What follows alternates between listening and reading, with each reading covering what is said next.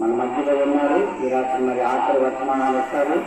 ఆ మెసేజ్ కన్నా ముందు చెప్పాం కదా, 2 చరణాలు పాట రాజమ్మ గారు, లక్ష్మి ఆఖరు చాలా మంది ఉన్నారు గాయకురాలు గాయకులు.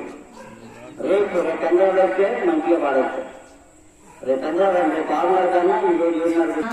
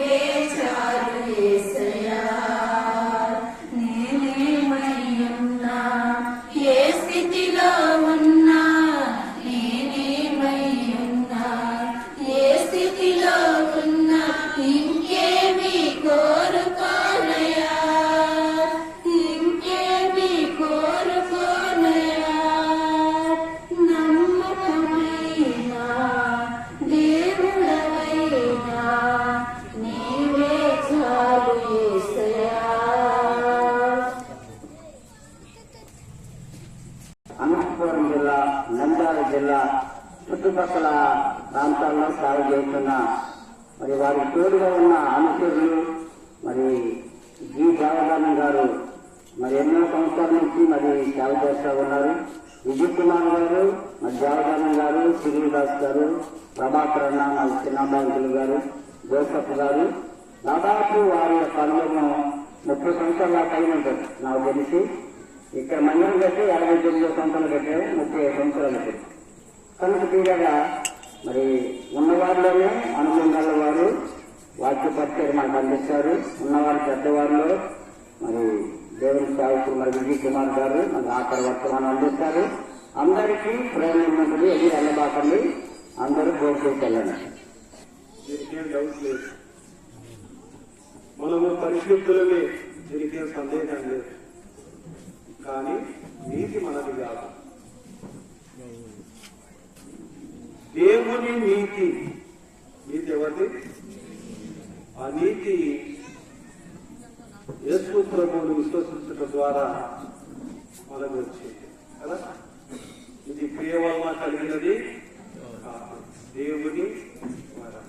సరే, తదుపరి రెండవ సహోదరుడు మరి జోసఫ్ గారు చక్కగా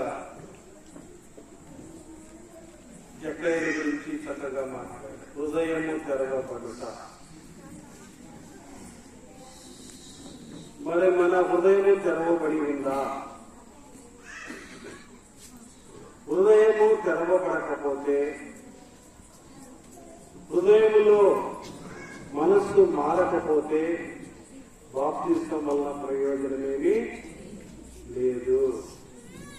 మారు మనసు పొందకుండా నేను కొన్నిసార్లు బాప్తిస్మం ఇస్తున్నప్పుడు, నేను ఎందుకు బాప్తిస్మం తీసుకుంటున్నాను అంటే, మా ఇంట్లో బాగుండాలని, మా ఒంట్లో బాగుండాలని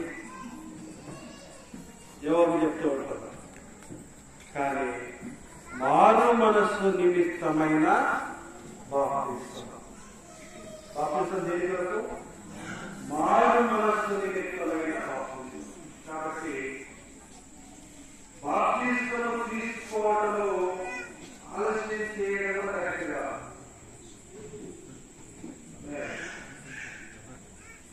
ఐక్యూపిఆర్ఎస్కు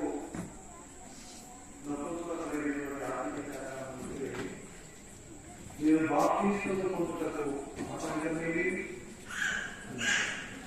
వాక్యం విన్నారు, వెంటనే నిర్ణయం మార్చుకున్నారు. అట్లనే వాయిదా వేసుకుంటూ పోవడం ఇంకా కొద్ది రోజులు. సరే, ఈరోజు నా జ్ఞానాంశం ఏంటంటే, ఒక భక్తుడి గురించి యుక్తంగా మీతో మాట్లాడాలని నా సలహా. ఫిబ్రవరికి రాసిన పత్రిక 11వ అధ్యాయము 32వ వచనం నేను చదువుతాను, మీరు గమనించండి. ఇకను ఏమి చెప్పుదును? గిద్యోను, బారాకు, సంసోను, యొఫ్తా, దావీదు, సమూయేలును వారిని గూర్చి, ప్రవక్తలను గూర్చి వివరించుటకు సమయము కాదు. వారి విశ్వాసము ద్వారా రాజ్యములను జీవించింది. ఈ పేర్లన్నింటిలో నేను ఈరోజు యొఫ్తా అనే పేరులో, యొఫ్తా అనే న్యాయాధిపతిని గురించి, యొఫ్తా అనేటువంటి వ్యక్తిని గురించి మీతో మాట్లాడాలని ఆశపడుతున్నాను. యొఫ్తా అంటే మరి పోరాడేవాడు, లేదంటే మరి అని అర్థం వస్తూ ఉంది. ఈ విషయాలు మనకు న్యాయాధిపతుల గ్రంథంలో దొరుకుతాయి. యొఫ్తాని గురించి మనం చూడక మనకు కొంత చరిత్ర చూడటం అవసరం. ఇశ్రాయేలీ ప్రజలు ఐగుప్తు దేశం నుంచి కనాను దేశానికి వచ్చారు. ఎవరి నాయకత్వం కింద వచ్చారు? ఇశ్రాయేలీ ప్రజల్ని ఎవరు నడిపించారు? మోషే. Very good. మోషే తర్వాత యెహోషువ నాయకత్వం కింద వారు నడిపించబడి కనాను దేశంలో ప్రవేశించి ఆ రాజ్యాలను జయించి అక్కడ స్థిరపరచబడినారు. మోషే నాయకత్వం కింద ప్రజలు దేవునికి దగ్గరగా, క్రమముగా, పద్ధతిగా జీవించిన చరిత్రను యెహోషువ గ్రంథంలో మనం చూస్తాం. కానీ మోషే నాయకత్వం కింద చూసినప్పుడు ప్రజలు తిరుగుబాటు చేసే ప్రజలు కాదు, సనిగే ప్రజలు గాను, గొలిగే ప్రజలు గాను, ఏడ్చే ప్రజలు గాను, తిరిగి ఐగుప్తుకు వెళ్లిపోయే ప్రజలు గాను మనం చరిత్రలో చూస్తూ ఉన్నాం. అయితే కనాను దేశము చేరిన తర్వాత యెహోషువ ద్వారా భయభక్తులు దేవుని వాక్యాన్ని నేర్చుకొని ఒక క్రమశిక్షణలో పెరిగినటువంటి వ్యక్తుల తరము ముగిసిన తర్వాత ఇప్పుడు ఇక్కడ దేవుని సేవకులైనటువంటి మరి డేవిడ్ రాజు గారు పనిచేస్తూ ఉన్నారు. దేవుడు ఆయనను పిలిచాడు, దేవుడు ఆయనను వాడుకుంటూ ఉన్నాడు. ఈ తరం వారు ఆయన నాయకత్వం కింద ఇలాగున క్రమంగా దేవుని సన్నిధికి వస్తారు. అయితే కొంతకాలం జరిగిన తర్వాత ఈ క్రమం ఉంటుందని చెప్పలేము మనం. ఉంటుందా? ఈ ఊళ్ళోనే కాదు, ఏ ఊళ్ళో అయినా సరే. యోహాను గారు 120 సంఘాలను కట్టారు. మన సహోదరుడు అంటున్నాడు పొద్దున చిన్నబ్బాయి గారు, ఇలాంటి మందిరాలు ఎన్నో కట్టాడు యోహాను గారు. కాబట్టి ఆ నాయకత్వము ఆ యొక్క వ్యక్తి ఉన్నప్పుడు మరి అన్ని కూడా సక్రమంగా సజావుగా జరుగుతాయి. ఎప్పుడైతే ఆ నాయకుడు లోకాన్ని విడుస్తాడో అప్పుడు ఆ పరిస్థితులు ఉండవు. అదేవిధంగా యెహోషువ లోకాన్ని విడిచిన తర్వాత ఆయనతో పాటు జీవించిన సహపాఠి భక్తులు లోకాన్ని విడిచిన తర్వాత పరిస్థితులు ఇశ్రాయేలీ ప్రజల మధ్యలో మారిపోయినాయి. చూడండి 2వ అధ్యాయం న్యాయాధిపతుల గ్రంథము 10వ వచనాన్ని నేను చదువుతున్నాను, గమనించండి. ఆ తరము వారు తమ పితరుల వద్ద చేర్చబడి వారి తర్వాత యెహోవానైనను ఆయన ఇశ్రాయేలు కొరకు చేసిన కార్యములనైనను ఎరుగని తరం ఒకటి పుట్టగా. ఎంత బాధాకరమైన విషయం ఇది. యెహోవానైనను ఆయన కార్యములైనను ఎరగని తరం. దేవుడు ఇన్ని అద్భుత కార్యాలు చేసి వాళ్ళను పాలు తేనెలు ప్రవహించే దేశాన్ని ఇచ్చి అక్కడ స్థిరపరిస్తే ఆయన చేసిన అద్భుత కార్యం తెలియవటం ఆయనను ఎరగరంట. ఈరోజు మన కుటుంబాల్లో మనం క్రైస్తవులు చెప్పబడుతున్నాం. ఎంత వరకు ఎంత మంది మన కుటుంబాల్లో యేసు ప్రభువుని ఎరిగిన వారు ఉన్నారా? ఒకసారి ప్రశ్నించుకోండి. తదుపరి ఇంకో మాట నేను చూపిస్తాను. ఏమిటంటే 19వ వచనం 2:19 ఒక్కొక్క న్యాయాధిపతి చనిపోగా వారు వెనకకు తిరిగి ఇతర దేవతను అనుసరించి పూజించుచు వాటికి సాగిలపడుచు ముందుట వలన తమ క్రియలలోనేవి తమ మూర్ఖ ప్రవర్తనలోనేవి దేనిని విడువక తమ పూర్వీకుల కంటే మరీ మిగులు చెడ్డవారని. వీళ్ళు ఎట్లా ఉన్నారు? తమ పూర్వీకుల కంటే చెడ్డవారు. తమ పూర్వీకులు ఎవరు? ఇశ్రాయేలు. ఇశ్రాయేలు ఎలా ప్రవర్తించినారు అరణ్యంలో? అది చెప్పడానికి వివరించడానికి కుదిరేపడిగా అనేక మార్లు దేవుడిని తిరుగుబాటు చేశారు, అణిగినారు, ఒడిగినారు, అనేకమైన తిరుగుబాటు చేశారు. అంతకంటే చెడ్డవారి ఎక్కడ పాలు తేనెలు ప్రవహించి దేశానికి వచ్చేసారు. కనుక దేశ కాల పరిస్థితులు ఇలా ఉన్నాయి. ఇక యుక్త కాలానికి వచ్చినప్పటికీ పరిస్థితులు ఎలా ఉన్నాయంటే 10వ అధ్యాయం నుండి 6వ వచనంలో నేను చదువుతున్నాను. 6వ వచనంలో దుష్ప్రవర్తనులైరి. ఎలాంటి వాళ్ళ ప్రవర్తన ఎలా ఉంది? దుష్ప్రవర్తన అంటే దుర్మార్గము, చెడుతనము. ప్రజలు ఏమైపోయినారు? దుర్మార్గులైపోయినారు. వారి ప్రవర్తన విపరీతమైనదిగా ఉంది. తర్వాత ఇది మనం అని చూడలేము. యెహోవాను విసర్జించిరి. తర్వాత ఆయన సేవ మానివేసి దుష్ప్రవర్తనులైరి. యెహోవాను విసర్జించిరి, ఆయన సేవను మానివేసిరి. ఇంకేం జరుగుతుంది? ఇవన్నీ చేస్తూ ఉన్నప్పుడు అన్య దేవతలను వారు పూజిస్తూ ఉన్నప్పుడు 7వ వచనంలో యెహోవా కోపాగ్ని ఇశ్రాయేలు మీద ఉండగా అప్పుడు ఏం జరిగిందంటే 9వ వచనము చివరి లైన్లో ఇశ్రాయేలీయులకు మిక్కిలి శ్రమ కలిగెను. ఇశ్రాయేలుకి ఏమొచ్చింది? శ్రమ వచ్చింది. ఎందుకు వచ్చింది? వారు దుష్ప్రవర్తనను బట్టి, వారు యెహోవాను విసర్జించుటను బట్టి, వారు దేవుని సేవను మానటను బట్టి వారికి శ్రమ వచ్చింది. మిక్కిలి శ్రమ కలిగాను. శ్రమ వచ్చినప్పుడు ఏం చేస్తారు? ఇశ్రాయేలు పరిస్థితి అంతా అయితే ఈ న్యాయపత్ర గ్రంథంలో ఉన్న సారాంశం ఏంటంటే, క్లుప్తంగా చెప్పాలంటే, ఒక నాయకుడు లేచినప్పుడు క్రమపడి బాగా బతుకుతారు. ఎప్పుడైతే న్యాయాధిపతి చనిపోతాడో మళ్ళీ పాత పద్ధతులేకే, మళ్ళీ దేవుడు శిక్షిస్తాడు, మళ్ళీ పాపలను ఒప్పుకుంటారు. దేవుడు దయా పరిపూర్ణుడు కనుక ఆయన క్షమించి మళ్ళా విడుదల కలిగేస్తాడు. ఇది న్యాయాధిపతుల గ్రంథం యొక్క క్లుప్తంగా చెప్పాలంటే, ఒక మాటలో ఒక వాక్యంలో చెప్పాలంటే ఇది ఈ విధంగా ఉంది. కాబట్టి మళ్ళీ వారు మేము పాపలమని ఒప్పుకుంటున్నారు. ఒప్పుకున్నప్పుడు ఏం జరిగిందో చూడండి 16వ వచనంలో,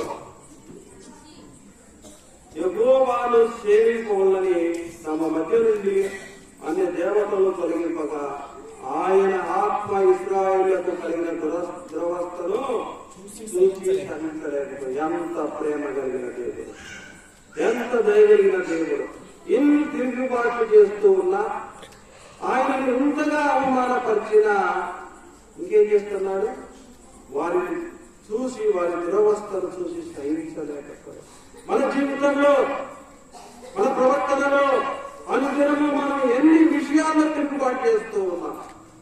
మన మాటలో, తలంపులో, ప్రవర్తనలో ఏ విధంగా ఆయనను బాధిస్తున్నాం, అవమానిస్తున్నామని ఈరోజు మనం ప్రశ్న చేసుకోవాలి. అయినప్పటికీ ఇంకా తన కృపను చూపడం మానలేదు. ఇశ్రాయేలు తిరగబడినప్పటికీ వారికి మన్నాను కురిపించుట మానలేదు. వారి చెప్పుల వారు తెగిపోలేదు. ఆ వారికి మరి మేఘ స్తంభంగాను అగ్ని స్తంభంగాను ఉండటం మానేశాడా? మానలేదు. దేవుడు ఎంత కరుణాసంపన్నుడు, మన దేవుడు ఎంత నమ్మదగిన దేవుడు. మనము కూడా మన బలహీనతల చేతను, మన తప్పిదాల చేతను మనం జీవిస్తూ ఉండగా ఇంకనూ కనికరం చూపుతూ, మనల్ని ఆహారం ఇస్తూ, పోషిస్తూ, క్షమిస్తూ, మనకు సహాయం చేస్తూనే వస్తూ ఉన్నాడు. సహాయం చేయలేదా? మన జీవితాన్ని బట్టి మనకు ప్రతిఫలం వస్తుందా? లేదు. మన జీవితానికి దేవుడు మనం చేసే సానికి ఏం సంబంధం లేదు. కేవలము తన మహాకృప చేత మనకు సహాయం చేస్తున్నాడు. ఎందుకంటే కృపా కనికరము కలిగిన దేవుడు. సరే, ఇది బ్యాక్గ్రౌండ్, ఇది ఉపోద్ఘాతం. అంటే యొక్క ప్రవేశానికి ముందున్న పరిస్థితులు ఇలా ఉన్నాయి. దేవుడు ఇప్పుడు ఏం చేస్తాడు? అమ్మోనీయులను లేపి దేవుడు ఇశ్రాయేలు ప్రజలను అణిచివేశాడు, శిక్షించాడు. ఎవరు శిక్షించారు దేవుడి ప్రజల్ని? ఎవరు శిక్షించింది? దేవుడే శిక్షించాడు. ఎవరిని లేపాడు? అన్ని జనులను లేపాడు. కాబట్టి మన జీవితంలో మనకు వచ్చే శ్రమల్లో దేవుడు మనకు శ్రమని అనుమతిస్తాడు. ఎందుకు అనుమతిస్తా అంటే మనల్ని క్రమపరచడానికి, మనల్ని సరి చేయడానికి, మనల్ని విభేదం చేయడానికి దేవుడి శ్రమలను అనుమతిస్తాడు. అప్పుడు మనం ఏం చేయాలంటే, మన జీవితంలో తప్పిదాలు ఏమైనా ఉన్నాయేమో, పొరపాటు ఏదైనా ఉందేమో, ఆయన హృదయాన్ని గాయపరిచిన సమస్య ఏదైనా ఉందేమో, మన మాటలో, మన చేతలో, మన క్రియలో, మన హృదయమో ఏదో ఎక్కడో తప్పిపోయామని మనం ఏం చేసుకోవాలి? ప్రక్షాళన చేసుకోవాలి. ఎలక్షన్ లో ఓడిపోయిన ఏం చేస్తారు? పోస్ట్ మార్టం చేస్తున్నారు. అంటే ఎందుకు ఓడిపోయాము, ఎలా ఓడిపోయాము, ఎక్కడ తప్పు చేశాము? మన జీవితంలో కూడా, విశ్వాస జీవితాల్లో అలా పరిశీలన చేసుకోవాలి. యొక్క జీవితాన్ని మనం పరిశీలించినట్లయితే ఆయన జీవిత ఆరంభం ఏమంత బాగలేదు. ఎట్లా బాగలేదంటే, మొదటి వచనంలో చూడండి, గిలాదీయుడైన యొక్క పరాక్రమము గల బలాయుడు. 11. ఆయన ఎలాంటి వాడు? పరాక్రమము కలిగిన బలాయుడు. పరాక్రమం అనేది దేనికి సంబంధించిన మాట? యుద్ధానికి సంబంధించిన మాట. పరాక్రమము కలిగిన వాడు బలాఢ్యుడు. కొంతమందికి బలం ఉంటుంది, పరాక్రమం ఉండదు. కొంత మరి దావీదు ఎంత చిన్నవాడు, పరాక్రమశాలి, పోరాడే శక్తి సామర్థ్యాలు కలిగినవాడు. ఇప్పుడు ఇక్కడున్న యెఫ్తాకు ఏముంది? పరాక్రమం ఉంది, బలము ఉంది. ఇంకేమనుంటే తిరిగేది. అయితే ఈ విషయాలు బాగా ఉన్నాయి. కిందికి రండి. అతడు వేశ్య కుమారుడు. అయ్యో, అతడు వేశ్య కుమారుడు. అతని తండ్రి పేరు గిలాదు. అతని ఊరి పేరు గిలాదు. తండ్రి పేరు గిలాదు, ఊరి పేరు కూడా గిలాదే. సరే, బాగుంది. ఇతడు వేశ్య కుమారుడే కానీ తండ్రి వద్దనే పెరిగాడు. ఇతని యొక్క ఆరంభము ఏం బాగలేదు. ఇతని ఆరంభం చూసినప్పుడు లోకమంతా అతనికి విలువనివ్వదు, అతన్ని గౌరవించదు. గౌరవిస్తారా? తృణీకరిస్తారా? సరే, గిలాదుకు భార్య ఉంది. వారు పెరిగి పెద్దవారయ్యారు. పెద్దవారైనప్పుడు వాళ్ళు పేచీకి దిగారు, తగాదాకు దిగారు. ఏం తగాదంటే, తండ్రి స్వాస్థ్యములో నీకు పాలు లేదు. ఏమిటో? మన తండ్రి స్వాస్థ్యంలో. తండ్రి మన తండ్రి అంటున్నారు కానీ నువ్వు మన తండ్రి అయితే కావచ్చు కానీ నీకు పాలు లేదు. ఏమి చెప్పాలి? స్వాస్థ్యం ఏంటి? ప్రాపర్టీ, ఆస్తి, ధనము, సంపద, పొలాలు, భూములు, ఇండ్లు, బ్యాంక్ బ్యాలెన్స్, ఇవన్నీ స్వాస్థ్యం. తండ్రి స్వాస్థ్యంలో నీకు పాలేదయ్యా అంటున్నారు. ఎందుకంటే ఎందుకు కాదు చెప్తున్నారా? నీవు వేశ్య కుమారుడివి. అసలు వీళ్ళకి ఈ మాట ఎందుకు అనాలనిపించింది? ఆస్తి కొరకే ఈ మాట అన్నారు. అంతే, ఇంకేమైనా కారణం ఉందా? కాబట్టి ఇతని ఆరంభం చూస్తే చాలా బాధాకరంగా ఉంది. అని ఏం చేశారంటే వాళ్ళు 7వ వచనంలో చూడండి, చేసి ఏమన్నట్టు అక్కడ, యెఫ్తా మీరు నా యందు పగబట్టి ఏం పెట్టారు? గిలాదు యొక్క భార్య కుమారులు యెఫ్తా మీద పగబట్టారు. ఎందుకు పగబట్టారు? ఎందుకు? ఆస్తి పోతుంది, ఆస్తి సమస్య వచ్చింది. ఆస్తి ఎక్కడ వస్తానికి వాడెవడు? అసలు వాడు ఎక్కడ పుట్టాడో మాకేం సంబంధం? ఆస్తి తగాదాన్ని బట్టి పగబట్టి ఇంకేం చేసినారు? నా తండ్రి ఇంట నుండి నన్ను తోలివేసింది. పగబట్టినారు, తోలివేసినారు. అంటే బహుశా అవసరమైతే యెఫ్తాను చంపడానికి కూడా వాళ్ళు వెనకాడే పరిస్థితి లేదు. మరి మనము ఇక్కడ చూసినట్లయితే 3వ వచనం, యెఫ్తా తన సహోదరుల వద్ద నుండి పారిపోయి. ఎందుకు పారిపోయినాడు? వాడు ఆస్తి కొరకు మనుషులను చంపడానికి కూడా సిద్ధపడ్డాడు. పారిపోయి తోపు దేశములకు వెళ్లి అల్లరి జనము అతని వద్దకు, యెఫ్తా వద్దకు వచ్చి అతనితో కూడా కలిగించారు. ఇప్పుడు ఆడపడ్డాడైనా తండ్రి ఇంటి నుంచి దూరంగా వెళ్ళిపోయాడు. అల్లరి జనము మధ్యలో ఉన్నాడు. గమనించండి, అల్లరి జనము మధ్యలో ఉన్న వ్యక్తి కొంతమంది ఏం చెప్తున్నారంటే ఇతడు దొంగల ముఠాకు నాయకుడైపోయాడు.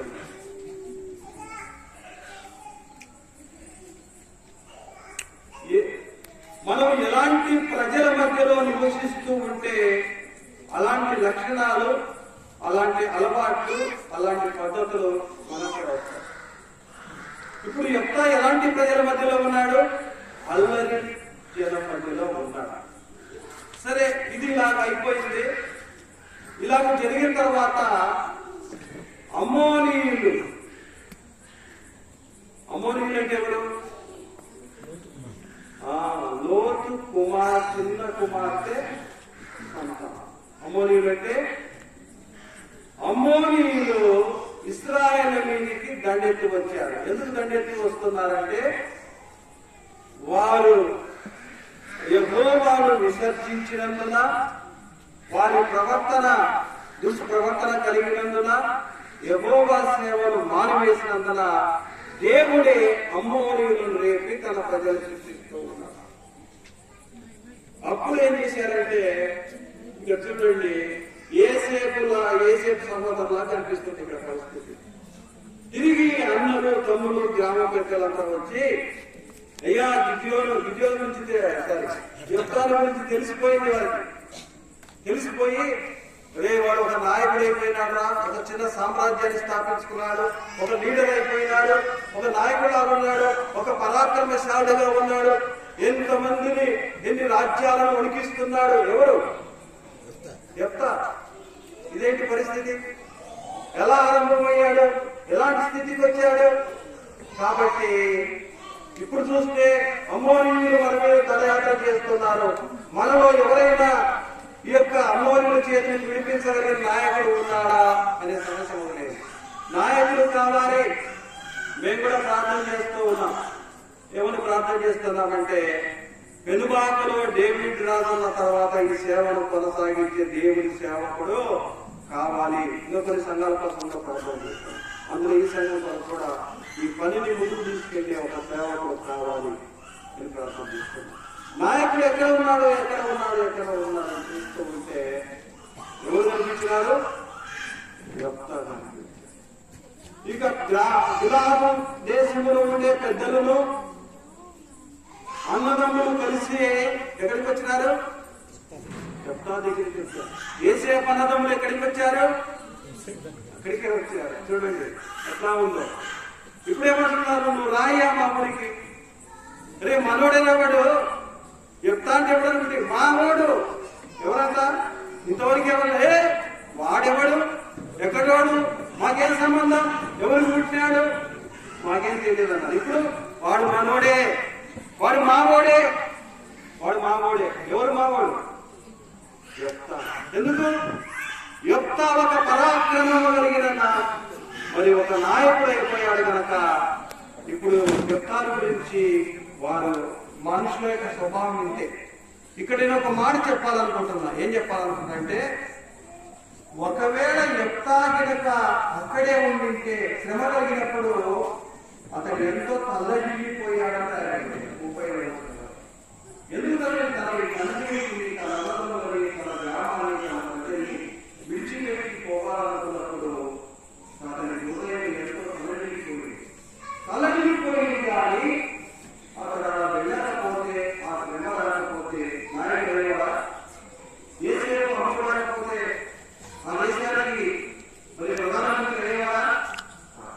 కాబట్టి మన జీవితంలో శ్రమలు వచ్చినప్పుడు మనం కదలిపోతాం, కన్నీరు కాస్తాం, గాయపడతాం. కానీ దేవుని ఉద్దేశం దేవుని దాచిపెట్టినది అన్నది ఏదో ఒకటి ఉంటుంది. కాబట్టి ఇంత వేదన అనుభవించినటువంటి యెఫ్తా దేవుడు ఒక వేలు శ్రమలో ఒక వేలు ఉంచాడు. ఇప్పుడు వారు వచ్చేమంటారు, నీళ్ళు మేము ప్రధానిగా చేసుకుంటాం, లేదంటే మాకు న్యాయాధిపతిగా చేసుకుంటాం. నీవు మా దగ్గరికి వచ్చి మాకు నాయకుడిగా వెళ్ళి అమ్మోనీయుల చేతి నుంచి మమ్మల్ని విధించాలని కోరుకున్నాను. అప్పుడు ఒత్తిడి చేసి ఆ మాటకు వారు దేవుని ఎదుట సాక్ష్యం తీసుకున్నారు, మాట ఉడంబడిక చేసుకున్నారు. ఇప్పుడు తప్పెట్టు తాళాలు ఊరేగింపులు బాధ్యాలు పెట్టుకొని యెఫ్తాను స్వాగతం తీసుకొస్తూ ఉన్నారు. ఎవరు? గ్రామ పెద్దలు కూడా, ఆ పట్టణ పెద్దలు కూడా న్యాయం చెప్పాలి. ఆ రోజు రే మీ నాన్నకు జన్మించినోడు ఎంతో కొంత ఇవ్వడం అన్నోడు లేదు. కానీ ఇప్పుడు ఎట్లా ఉన్న పరిస్థితి అంటే, మనం బాగుంటే అందరు చుట్టాలైపోతారు. మనం ఎప్పుడైతే పేదరికంలో లేదంటే దీనస్థితిలోకి వస్తే వారు మనల్ని చులకనగా చూస్తారు.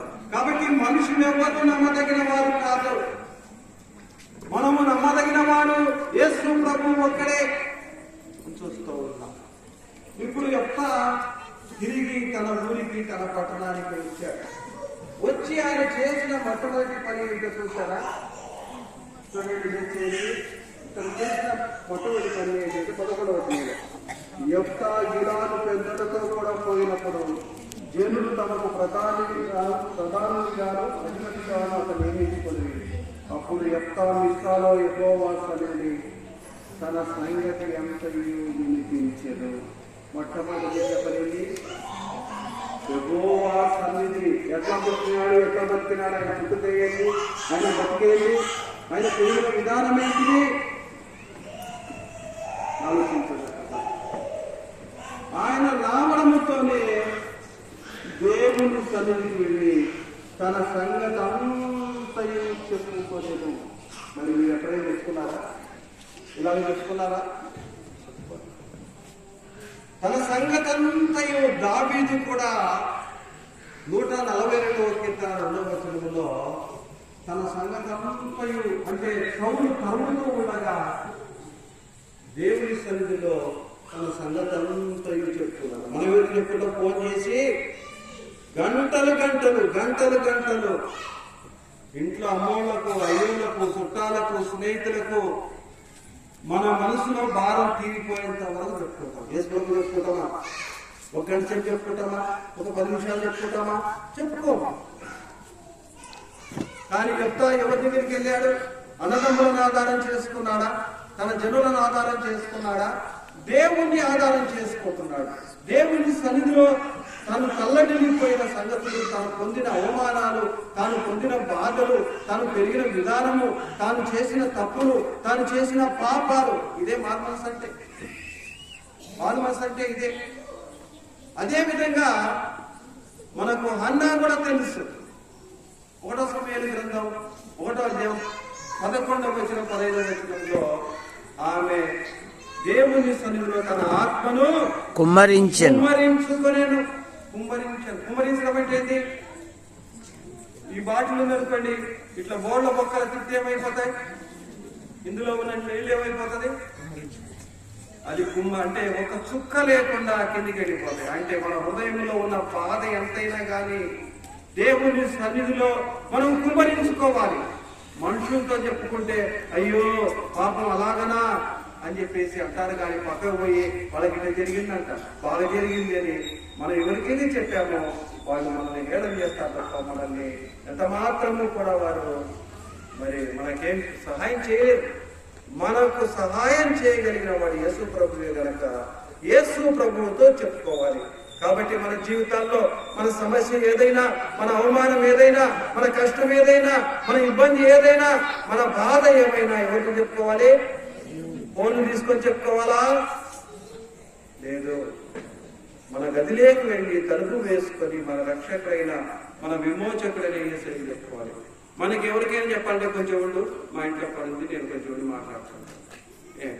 కానీ యేసు ప్రభు దివారాత్రము ఆయన చెవిగా ఉంటున్నాడు. నేను విననంటాడా?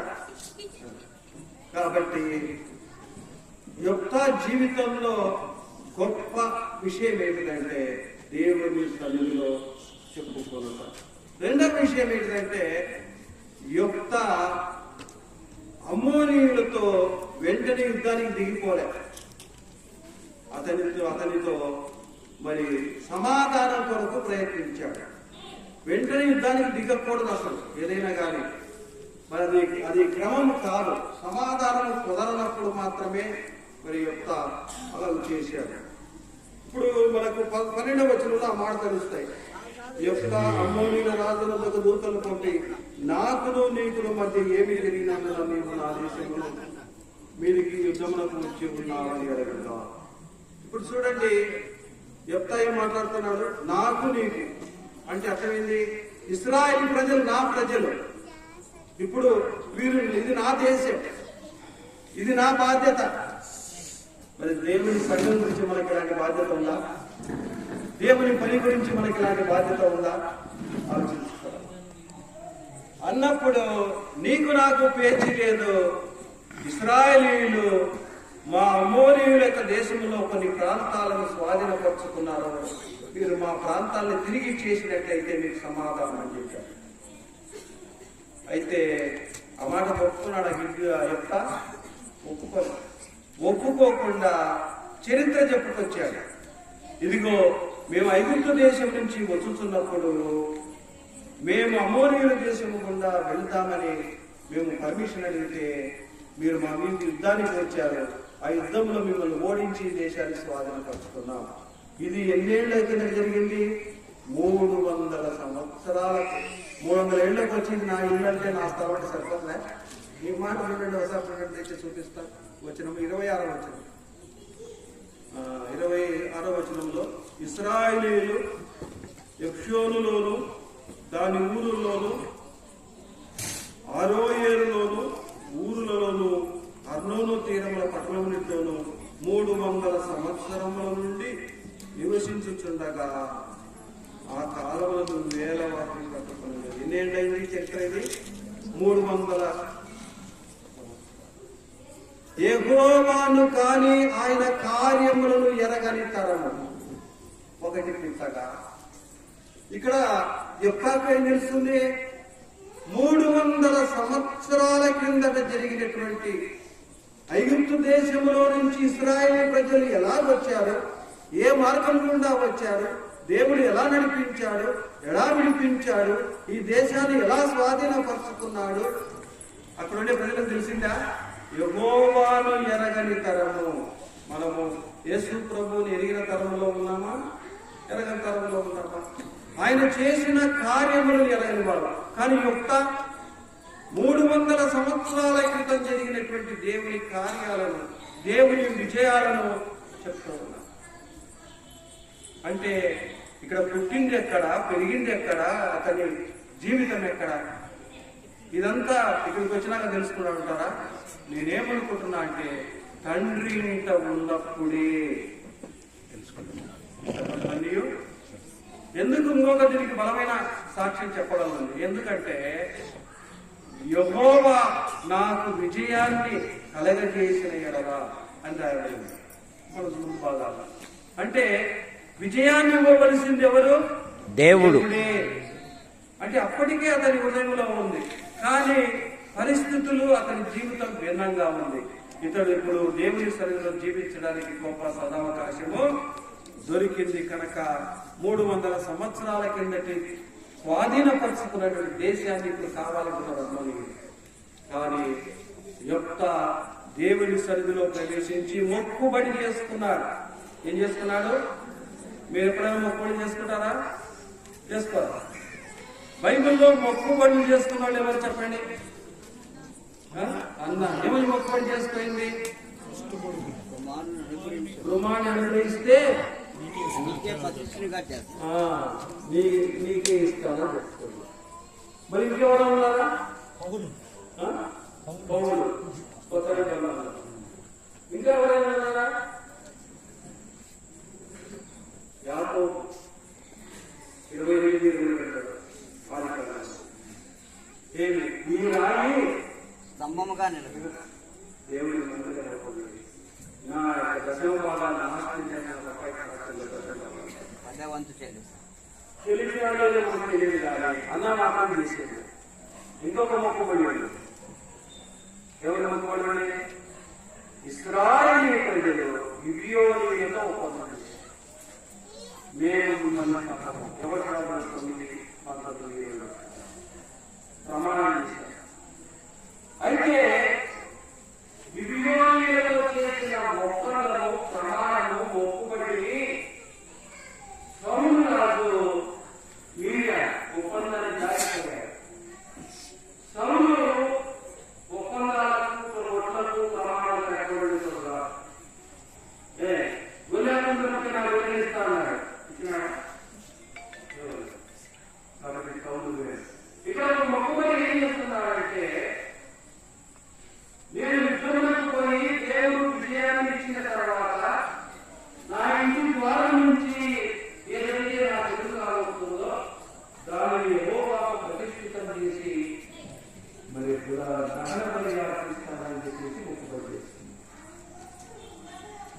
అయితే యెహోవా హస్తము వచ్చాడని తెచ్చేసి యెహోవా ఆత్మ 29 యెహోవా ఆత్మ యెఫ్తా మీదికి రారా. నేను ఉదయకాలంలో మాట్లాడుతున్నా.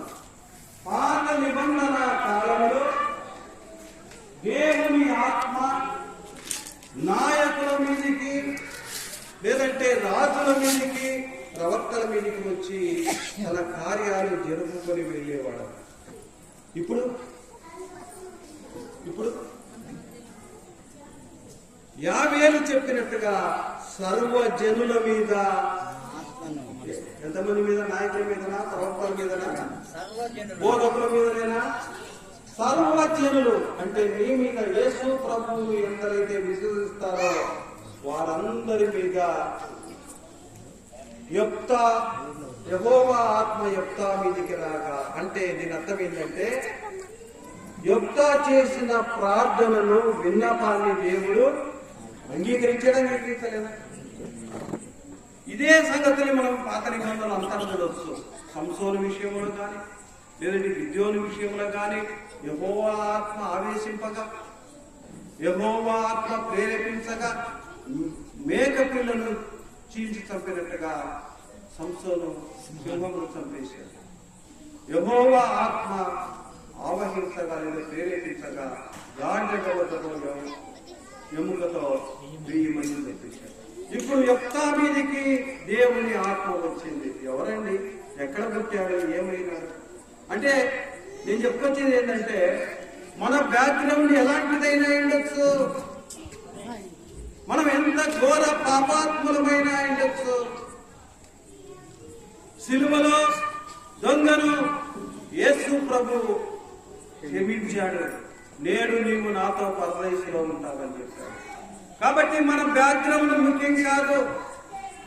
మన దృష్టిలో నీ బ్యాక్గ్రౌండ్, నా బ్యాక్గ్రౌండ్, దేవుని దృష్టిలో మన బ్యాక్గ్రౌండ్ అంతా ఒకటే. నిజం కదండి. దేవుని కంటికి ఇదిగో ఈయన మంచివాడు, ఈయన చెడ్డోడు, ఈయన అంట మనం కంటికి. కానీ దేవుని కంటిలో, దేవుని కంటి చూపులో నీతిమంతుడు లేడు, ఒక్కడును లేడు.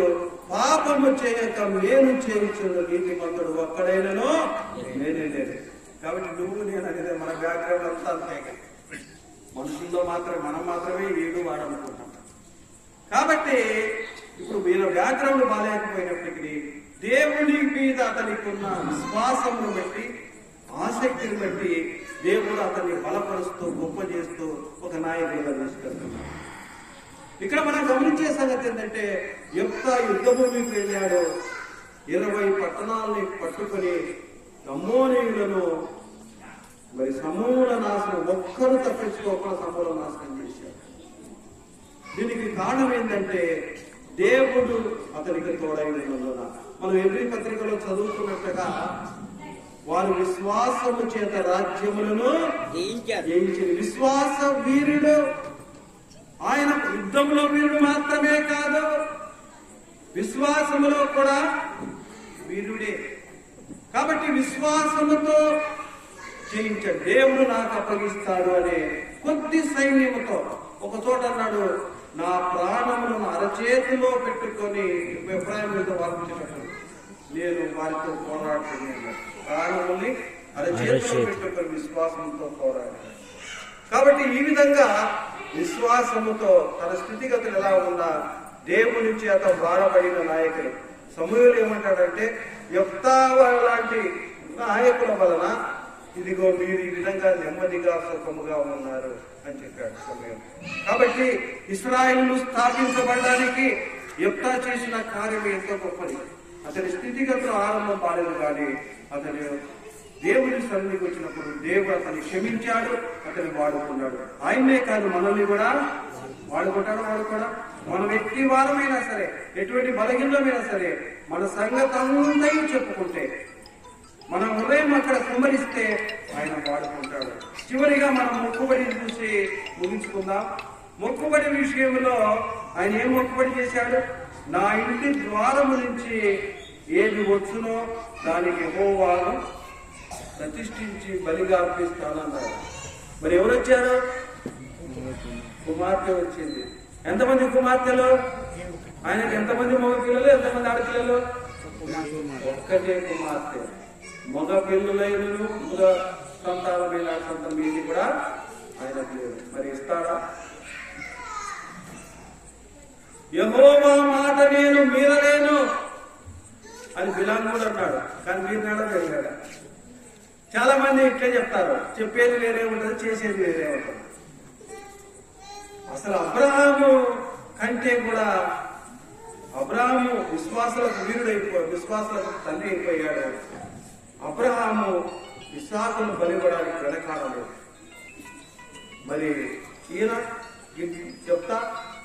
యొప్తా కూడా తన కుమార్తెను దేవునికి సెలవిచ్చిన మాట ప్రకారం ఒక్కగా ఒక కుమార్తె, అబ్రహాముకు ఇస్మాయిల్ ఉన్నాడు, కానీ ఒక్కగా ఉన్నటువంటి ఒక కుమార్తెను ఇవ్వడానికి వెనకాడలేదు.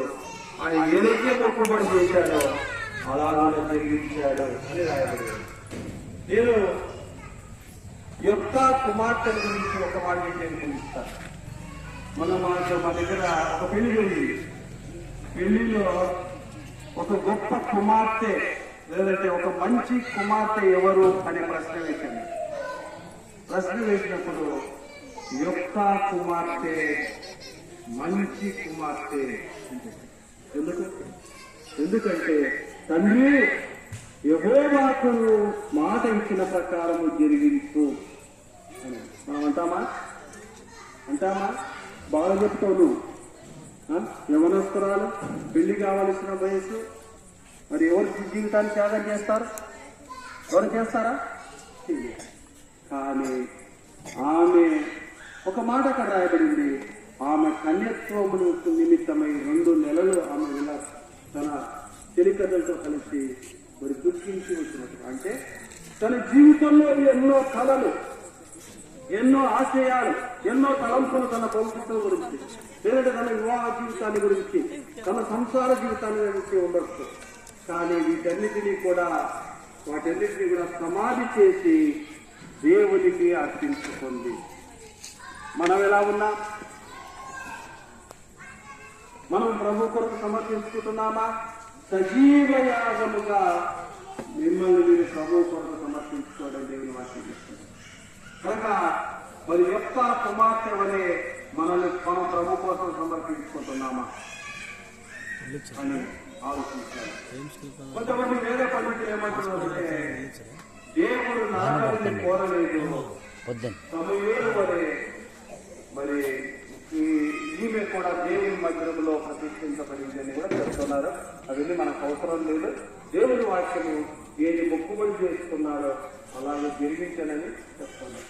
కాబట్టి యొక్క ఆరంభము బాలేకపోయినా కానీ దేవుని చేతిలో బలంగా బాధపడ్డాడు. దేవుని ఎడల నమ్మకత్వాన్ని కనపరుచున్నాడు. ఇది విశ్వాస వీరుల యొక్క పట్టికలో చేరినాడు. కాబట్టి మన జీవితాల్లో కూడా మన పరిస్థితులు ఎలాగైనా వస్తాం, మనం ప్రభు సన్నిధిలో చేరి ప్రభు సన్నిధిలో మన సంగతంతా చెప్పుకొని ప్రభువు కోసం జీవించడానికి తీర్మానం చేసుకోవాలని కోరుకుంటూ కొన్ని మాటలు వర్తమానం మంచి మాటలు బోధించిన దేవుని సావకులు మరి విజయ్ కుమార్ అన్నట్టు మనందరి తరఫున ముందు వందనాలు తెలియజేస్తా ఉన్నాం. ఇక సమయంలో ముందుకు వచ్చేంత వరకు చూసాను. రేపు పక్కన మందిరంలో ఉంటుంది. రేపు రాత్రి మన ఇదే ప్లేస్ లో ఆఖరి పూర్తి జరిగింది. రేపు కూడా ఈరోజు అందరికీ ప్రేమ ఉంది, రేపు రాత్రి కూడా అందరికీ ప్రేమ ఉంది. చిన్న ప్రాణం చేస్తున్నాం. అందరూ వ్యాపించినట్లయితే ఈ రోజు రేపు దేవుని మహిమాత్మై ఈ పూర్తి జరగాలని ఆయన పాపాల దగ్గర మనం ప్రార్థించారు. పరిస్థితిగా ప్రేమగలవాటండి మహోన్నతుగా నీకు చెప్పుకోవాలని వస్తున్నాను. ఆకాశ మహాకాశము ప్రపంచంలో చెప్తున్నాను. జీవాధిపతి మహోన్నతుల మహాగణుడ పరిస్థితిలో నీటి నివాసం నీకు చెప్తున్నాడు. అయ్యా నీ చిత్తలో నీ ఏర్పాట్లు, నీ ప్రణాళికలు, నీ సంకల్పంలో, నీ ఉద్దేశంలో ఆయన 2024వ సంవత్సరము 6వ మాసము ఈ 2020 తారీఖు మా ప్రభావ ఈ చిత్తాంతంగా జరిగిస్తున్నామని నీకున్నాను. దూర ప్రాంతంలో సాధించడం మా మధ్య ప్రకటించిన ఆయన అమూల్యమైన అద్భుతమైన సందేశాలు ఈ 4 ఎన్నికలలో నేర్చుకుంటున్నారు. ఇంకెవరైనా మా ప్రభావ ఏదైనా అంగీకరించుకున్నా వారు మనుషులు పాపకు మాత్రం రక్షణ లేకుండా ఉంది. వారికి రాత్రి మీరు మాట్లాడమని ప్రార్థన చేస్తున్నాను. ఏ ఒక్కరు కూడా రక్షించుకోవడం మీకు ఇష్టం లేక మీరు ఆకలిని ఆలస్యం చేస్తున్నందుకు మీకు వెళ్ళాలి.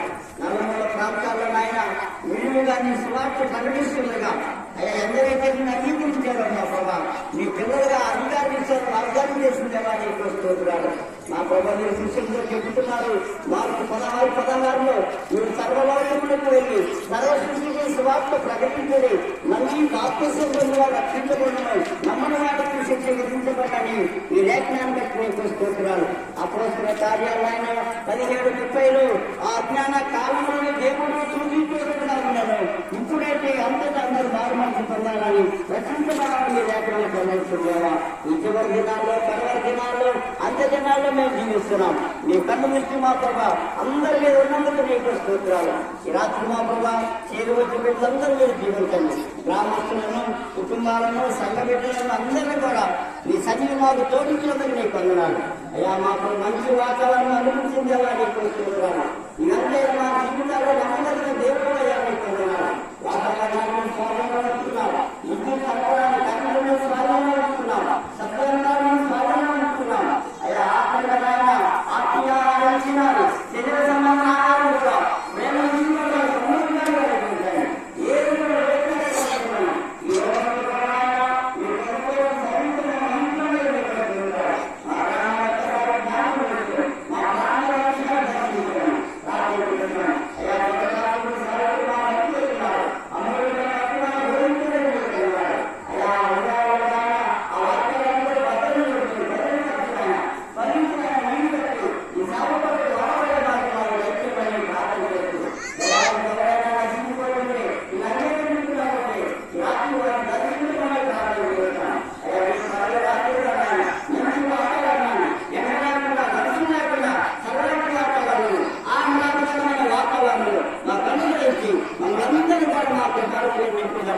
అయ్యా అన్ని విషయాలు మాకు చూడమని సర్టిఫికెట్లు ఉన్నారు ఆయన, బాలబాలికలు ఉన్నారు, ఎవరెవరు ఉన్నారు, నలువయసులు ఉన్నారు, వృద్ధులు ఉన్నారు, అందరూ కూడా మీరు జ్ఞాపకం చేసుకుని జీవించి సహాయం చేస్తామని మా గ్రామాన్ని ఒక్కసారి దర్శించమని మీరు మహిమ పొందమని అయ్యా విగ్రహారాధికులు మారినట్టు, అన్యులు మారినట్టు, ఇంకా నా ప్రభా అయ్యా నామకాంత క్రైస్తవులు కూడా మారినాయన నేను గుర్తెరిగే విధంగా మమ్మల్ని సిద్ధపరచమని ప్రార్థన చేస్తూ అయ్యా ఈ రాత్రి మా ప్రభా ఈ కూడికి మా ప్రభా ఉదయం నుండి ఎంతవరకు మీరు కాపరిగా ప్రభువుగా నాయకుడిగా అధ్యక్షుడిగా ఉండి మీ చిత్తానుసరిగా జరిగి మీకు వందనాలు సూత్రాలు చెల్లించుకుంటూ రేపు జనాన్ని కూడా సిద్ధపరిచి మంచి వాక్యాలు మీరు బోధించమని ఈ సేవకులు మీరు వాడుకోమని మీరు ఆలస్యమైతే మరి ఒక సంవత్సరం అయినా ఇలాగే నీ సన్నిధిలో ఈ కూడికలు జరగటానికి నీకు కొనసాగించమని తమలందరినీ కూడా లోకరించిన ప్రతి బిడ్డని, ప్రతి దాసుని, ప్రతి దాసురాన్ని, ప్రతి అవనస్తుని, ప్రతి అవనస్తురాన్ని, ప్రతి సంటి బిడ్డని అందరూ కూడా చేస్తారుగా చెప్పుకుంటూ ఈ కొద్ది ప్రార్థన ఎత్తప్పుడు చేసుకున్నామని మా పలు త్వరగా చెంది వస్తున్నవంటి మా యేసు క్రీస్తు ప్రభు యొక్క శ్రేష్టమైన నామంలో స్తుతించి ప్రార్థించి అడిగి వేడుకుంటున్నా మా పరమ తండ్రి. ఆమేన్. తండ్రి దేవుని ప్రేమయు కుమారుడైన యేసు క్రీస్తు కృపయు పరిశుద్ధాత్మ సహవాసము ఇప్పుడు ఎల్లప్పుడూ సకల పరిశుద్ధులకు, బలహీనలకు, హాస్పిటల్లో గృహాల్లో బలహీనలకు, గ్రామ నివాసులకు, ప్రాంత నివాసులకు, కుటుంబాలకు, సంఘ బిడ్డలకు, కూడి వచ్చిన వీళ్ళందరికీ సదా తోడై నడిపించును గాక. ఆమేన్. ఆమేన్. ఆమేన్.